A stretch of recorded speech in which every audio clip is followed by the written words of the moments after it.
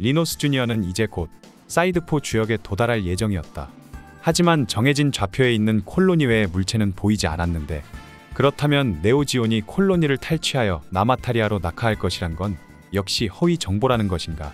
그런데 그때 주도는 프론티어 사이드 방향에서 폭발광이 보인 것 같다며 확인을 부탁하고, 곧이어 프론티어 사이드의 콜로니 주둔 부대로부터 구원 신호가 들어온다. 스페이스 콜로니 프론티어4에 살던 지극히 평범한 고등학생인 시부 가노는 학원 축제를 즐기던 중 소속을 알 수 없는 모빌 슈츠의 공격을 받고 친구인 세실리 페어차일드와 함께 도망치게 된다.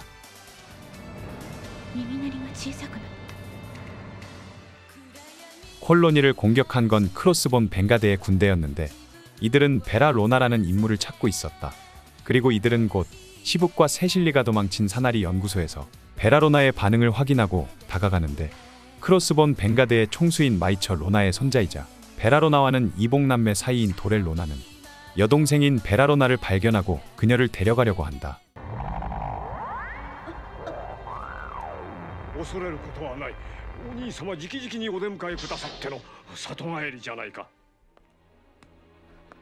里帰りですって。なぜです。ロナ家にあなたが必要になったのでしょう。自分はおじい様の命令を実行しているだけです。私をおじい様。まだ安心できる状態ではない。急ぎなさい。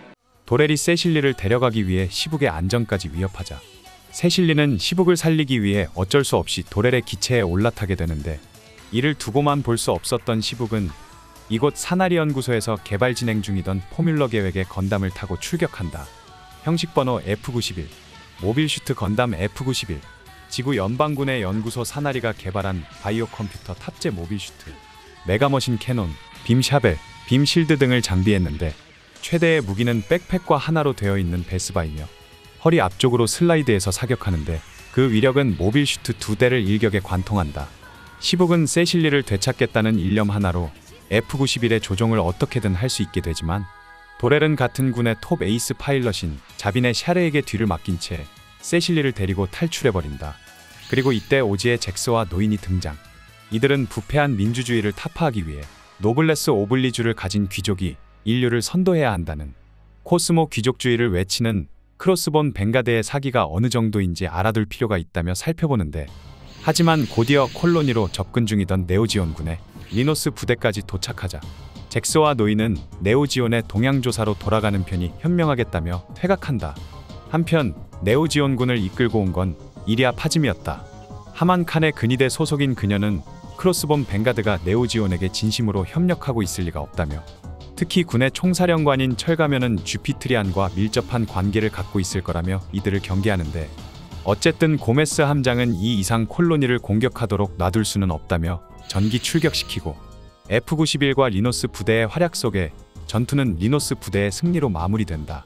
비록 승리했지만 네오지온의 함대는 이곳 프론티어 사이드로 접근 중이었다.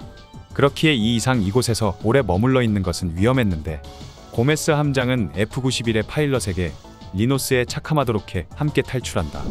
로나가는 분명 크로스본 벵가드의 핵심을 이루는 일족으로 이들은 선택받은 귀족이 민중을 지배한다는 코스모 귀족주의를 내세우고 있었기에 선민사상을 가진 네오지온과 그들이 동조하는 것은 이상하지 않은 일이었다. 세실리를 되찾기 위해 우연히 숨어든 사나리 연구소에 있던 F91을 타게 된 시북.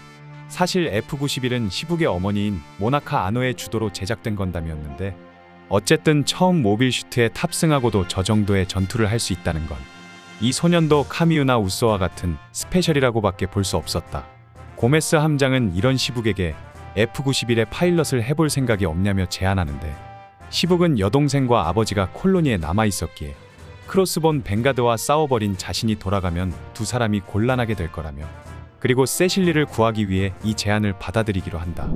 리노스에 숨어있던 주도의 여동생과 친구들은 결국 고메스 함장에게 발각되고 만다.